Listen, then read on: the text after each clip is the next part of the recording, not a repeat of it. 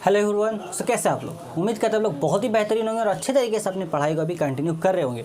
तो जैसे कि हमने लास्ट लेक्चर में देखा था land forms formed by the river transportation, तो उस तरीके से उसके बाद का जो प्रोसेस है डिपोजिशन, उसके द्वारा जो भी लैंड फॉर्म्स बन रहे हैं उसके बारे में चर्चा हम लोग आज के वीडियो में अपने करने वाले हैं, जो कि बहुत ही सिंपल, आपने थंबनेल में भी देख लिया होगा, टाइटल में भी मैंने लिख दिया है। सो वही सेम चीज़ को आपको एक और जगह पे लिखना है जो कि है आपका कॉपी।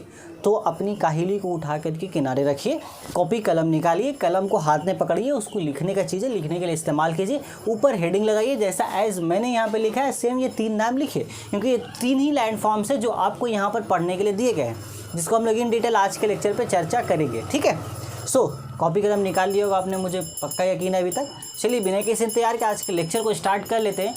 जैसा कि आपको पता है मेरा नाम है आमिर, आप सभी का यह स्वागत है हमारे प्यारे से यूट्यूब चैनल मॉडर्न पढ़ाई पर। सो देखिए, सबसे पहला जो यहाँ पर है नेचुरल लीव्स, मैंने शायद स्पेलिंग गलत लिख दिया है। यस, मैंने स्पेलिंग गलत ही लिखा है। ये तो लीव्स हो गया छुट्टी वाला ना, हमें छुट्टी नहीं चाहिए अभी, ऑलरेडी बहुत छुट्टी हो चुकी है, अब छुट्टी वगैरह नहीं चाहिए। तो इसका जो स्पेलिंग है वो है LEVEES। अब देखो ये हो क्या रहा है यहाँ पर। तो अभी तक हमने देखा नदी का एकदम ही पीक वाला स्टेज, जहाँ पर वो मस्त एकदम चुस्त दुरुस्त तंदुरुस्त था, जो कि बेसिकली अगर देखो अगर ह्यूमन लाइफ से आप इसको ह्यूमन की लाइफ से इसको अगर कंपेयर करो तो बहुत इजीली समझ में आएगा। अभी हम यहाँ स्टेज में, आप भी आएंगे स्टेज में, हम लोग सभी आएंगे। अभी हमारे पास फुल ऑन एनर्जी है। अपने को ज़िंदगी में अगर कुछ तोड़ना फोड़ना है तो हम इसी एज में तोड़ फोड़ सकते हैं, क्योंकि अपने पास एनर्जी पूरा है। चाहे कुछ भी रास्ते में मुश्किल आ जाए, हम उसको इजीली टैकल करके आगे निकल सकते हैं भाई। उसके बाद एक मिडिल स्टेज है जहाँ पर थोड़ा सा रफ्तार सुस्त होगा, जहाँ पर हम कुछ ना कुछ जो अपनी गलतियाँ किए होंगे यंग स्टेज में उसके द्वारा सीख करके कुछ और चीज़ें नहीं सीख रहे होंगे, या जो हमने यंग स्टेज में सीख रखा है उसके द्वारा ही हम लोग कुछ ना कुछ नया चीज़ कर रहे होंगे, जो कि नदी ने भी किया था। वहाँ पर क्या किया, एरोजन हुआ, जो उसके साथ आया उसको वहाँ पर ट्रांसपोर्टेशन कर करके नया नया शकलों बनाता चला गया। वही चीज़ हम भी अपने लाइफ में करते हैं। देन जब हम लास्ट स्टेज में चले आते हैं, जब बुढ़ापा का ज़िंदगी है अपना, वहाँ पे क्या होता है, आहिस्ता आहिस्ता करके जो भी हमने अपनी पूरी ज़िंदगी में बोया है उसको अब काटते हैं, मस्त ज़िंदगी गुजारते हैं अगर मस्त हमने वहाँ मेहनत की होगी तो, और वरना मस्त यहाँ पर हमें भुगतना पड़ता है अगर मस्त हमने वहाँ पे मज़ा किया होगा तो। सेम ही होता है लगभग चीज़ें, यहाँ पर वही चीज़ें होती है भाई।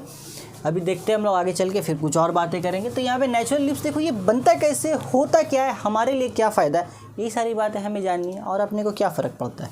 तो देखो जस्ट सपोज़ ये एक छोटा सा हम लोग फ्रेम बनाते हैं जहाँ पर हमें चीज़ें समझने में आसानी होगी। ये छोटा सा फ्रेम मैंने बनाया आपके लिए, ठीक है। अब इस फ्रेम में हम यहाँ पर एक लेवल में बना रहा हूँ, ये मान लो प्लेन का लेवल, मतलब ये नॉर्मल मैदान है। प्लेन मतलब मैदान है, वो प्लेन मत समझना, उड़ने वाला प्लेन नहीं, ये वो प्लेन है हाँ, जहाँ पर लोग क्रिकेट खेलते हैं, फुटबॉल भी खेल सकते हैं। हाँ वैसे कोई नाराज मत हो जाना, बोलना खाली क्रिकेट के बारे में बात करते रहो, बहुत जल्दी तुम लोग दिल पे ले लेते हो बात के। आजकल यही सब प्रॉब्लम, इसलिए हम कुछ बोलते ही नहीं है मजाक में भी। खैर छोड़ो, हटाओ, मजाक कौन करे। तो फ्लड प्लेन नहीं, मतलब नॉर्मल वो प्लेन है आपका, ठीक है। दोनों चक्कर में गलत लिख दिया मैंने। तो नॉर्मल प्लेन मैदान है हमारा। अब यहाँ पे क्या है, नदी तो इस मस्त चल रही है, इसी लेवल पे चल रही, ठीक है। अब नदी मस्त इस लेवल पे चल रही, होता क्या है लास्ट स्टेज में नदी तो अपना चल ही रही, तो लास्ट स्टेज में हो क्या रहा है, जब उसका रफ्तार सुस्त हो गया है तो बहुत सारी चीज़ें आसपास से आकर के, या जो भी उसके ही पास जो था आकर के उसके किनारे में क्या होगा, जमना शुरू हो जाता है। तो उसके जमने की वजह से एक छोटा सा यहाँ पर इस तरीके का शेप उभर जाता है, इस तरीके से एक शेप उभरने लगता है, इस तरीके से ये भी एक शेप उभरने लगता है, और ऐसा एक शेप आपको बनता हुआ दिखाई देता है। ये मैं ऐसे ही बना देता हूँ रफली। तो इस तरीके का शेप यहाँ पर, ओ चचा बन जा तू जरा, हाँ ठीक है, इस तरीके का एक उभार आपका बनता दिखाई देता है। यहाँ पर नदी अपना मस्त है। तो ऐसा मत समझने कि नदी छोटा है, नहीं, नदी वैसे ही हमारे पास छोटा जगह है, समझा करो। नदी मस्त चल रही थी, साइड में ऐसे है, ये एक बाबू खड़े हुए, बाबू खड़े हुए, ठीक है। अब ये जो बाबू खड़े हुए यहाँ पर ये छोटा चट्टान जो हुआ ये जो, तो इन्हीं को हम लोग कहते हैं यहाँ पर नेचुरल लीव्स, ये जो अपना बना है। तो ये क्या है, नॉर्मली आप देख सकते हो इसकी प्रॉपर्टीज़ की हम बात करें तो जो फ्लड छोड़ो, बार वो फ्लड आ रहा है, प्लेन जो नॉर्मल जो मैदान है हमारा, जो ओरिजिनल मैदान है यहाँ पर जो प्लेन है, उससे इसका ऊंचाई क्या है, थोड़ा सा ज़्यादा है हाइट आपका। तो इससे क्या होता है, ये नेचुरल लीव्स क्या है, ये प्रोटेक्ट करते हैं फ्लड से। देखो, प्रोटेक्ट फ्रॉम फ्लड। अब किस तरीके से बनते, किस तरीके से समझ में आ गया, बस वही चीज़ें आके जमा, कंकड़ पत्थर गिट्टी मिट्टी बालू जो भी है, अन्न फन शकरकंद सब यहाँ पर आकर के जमा हो जाते हैं, और उस तरीके से एक छोटा छोटा यहाँ पर ऐसे करके थोड़ा सा ऊंचा हो जाता है, जो कि नॉर्मल लेवल से। अब मान लो ये हमारा अगर नॉर्मल प्लेन है तो ये थोड़ा सा हाइट पर नदी के किनारे पे बनने वाला नेचुरल लीव्स है। अब ये चूँकि हाइट पर है, ये नीचे है, तो अब अगर यहाँ पर फ्लड आने वाला है, यानी कि सैलाब आने वाला, तो सैलाब कब आता है? अब नदी का पानी बहुत ही तेज़ रफ्तार में वहाँ से निकल के मैदानी इलाकों में आ जाएगा। अब अगर यहाँ से नदी का पानी बाहर आना चाहेगा तो ये दोनों बाबू इसको बोलेगा, रुक जा बाबू, गुस्सा मत कर, तू यहीं रह। रुकने की कोशिश तो करे दोनों तरफ से ना, तो उसको आराम से ऐसे उठेगा, इसको लट फट बैठ उधर चल। इस तरीके से वो फ्लड से प्रोटेक्ट करता है। वो डिपेंड करता है वो कितना ही ज़्यादा मजबूत है, वो उस पर डिपेंड करेगा। तो इस तरीके से यहाँ पर प्रोटेक्शन चलता है। अब एग्जाम्पल आपको देख के बता देता हूँ, बुक से याद नहीं रहता एग्जाम्पल मुझे। एग्जाम्पल आपको यहाँ दिया गया है, गंगा का हुआंगहू दरिया है। इसके अलावा छोड़ दो, बहुत ही कठिन नाम है, नहीं पढ़ा जाएगा मुझसे। जो भी एग्जाम्पल्स है वो आपके नोट्स में लिखे हैं, बुक्स में भी उसको आप पढ़ लीजिए। वो एग्जाम्पल्स आपको याद होने चाहिए, क्योंकि आप जब आंसर राइट करोगे एग्जाम में तो वो आपको वहाँ पे लिखना होगा। ऐसे जल्दी वो एग्जाम्पल पूछते नहीं है डायरेक्टली, ठीक है, ओके। अब देन ईश्वरी की बात करते हैं। तो ईश्वरी जो है ये क्या होता है, यहाँ पर जवार भाटा का नाम आपने सुना होगा, ये उर्दू वर्ड है, इसका इंग्लिश मुझे याद नहीं। तो बेसिकली इसमें होता क्या, वो प्रोसेस देखो, वो हम बताते तो शायद आपको समझ में आ जाएगा। अब समंदर का पानी है, मस्त अपनी ज़िंदगी जी रहा है, उसके ऊपर 100 ज़िंदगी और चल रही है बोट से। तो समंदर का पानी है, यहाँ पे हमारे चंदा मामा है। चंदा मामा के पास आपको पता थोड़ा सा ग्रेविटेशनल फोर्स होता है। तो इनके पास जो ग्रेविटेशनल फोर्स होता है उससे पानी को बहुत ज़्यादा मोहब्बत होती है। वो जब भी समंदर के पानी को देखते हो बोलते हैं आ जा, वही बात है। तो ये इसको अपनी तरफ बुलाते हैं। जिस तरीके से पानी थोड़ा सा क्या होता है, ऊपर उठता है। ये चीज़ें हमने देखी भी, इस तरीके की वीडियोस भी अवेलेबल है यूट्यूब पर। तो समंदर का पानी जब ऊपर की तरफ इस तरीके से उठता है, ये जो प्रोसेस, इसी को जवार भाटा कहते हैं। अब इसको आप इंग्लिश में क्या बोलते हो वो आप नीचे कमेंट करके बता दो, मुझे इंग्लिश वर्ड नहीं पता है, ठीक। तो इससे क्या होता है कि जब जवार भाटा होता है तो नदी या समंदर का जो पानी है, नदी का पानी जब उठेगा इस तरीके से ऊपर, तो इसका जो चौड़ाई होता है वो नदी में बढ़ जाता है। अब जैसे यहाँ पे पानी है, ऐसे ऊपर अचानक उठा, अब आगे ऐसे नीचे गिरेगा, जरूरी तो नहीं, ये पॉसिबल तो नहीं, जितने हिस्से में पानी तो उतने हिस्से में रहेगा। जब नीचे गिरेगा तो उसका एरिया थोड़ा सा बढ़ेगा। तो ईश्वरी से यही होता है कि उसका जो एरिया होता है बढ़ जाता है। बस इतना ही है इसमें, और कुछ नहीं। ईश्वरी का फ़ायदा क्या है कि भाई जो भी इसका पूरा होल एरिया था नदी का, चौड़ाई इतना सा था तो इतना हो जाएगा, बढ़ जाएगा वो। बस यही सिंपल सा चीज़ है, और कुछ है ही नहीं इसमें। तीसरा है डेल्टा।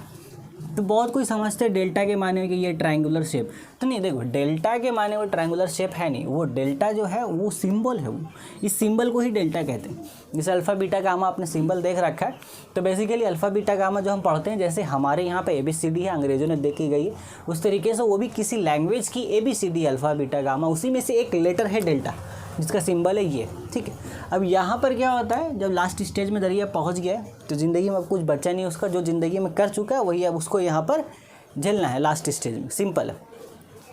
जब मस्त ज़िंदगी चल रही थी तब सब साथ में थे, जैसे ही ज़िंदगी का आखिरी मरहला है आहिस्ता आहिस्ता करके सब साथ छोड़ने लगे।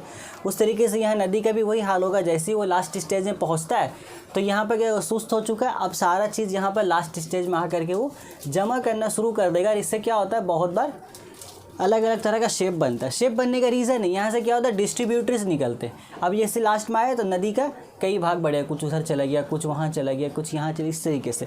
अब इस तरीके से ये जो बीच में जो हिस्से बचे यहाँ पर, इसमें जो भी शेप बन रहे हैं, इन्हीं शेप्स को हम लोग डेल्टास बोलते हैं। अब वो बहुत ही अलग अलग तरीके शेप बनते हैं, जिसमें हम लोग देखेंगे 3 तरह का आपको दिया गया। एक बर्ड फूट टाइप डेल्टा भी दिया गया यहाँ पर, जिसमें जो पक्षी का जो पैर होता है उसके तरीके का यहाँ पर डेल्टा आपको फॉर्म हो रहा है। तो क्यों हो रहा है, क्योंकि नदी जो है वो कई शाखाओं में बढ़ जा रही है, ये है।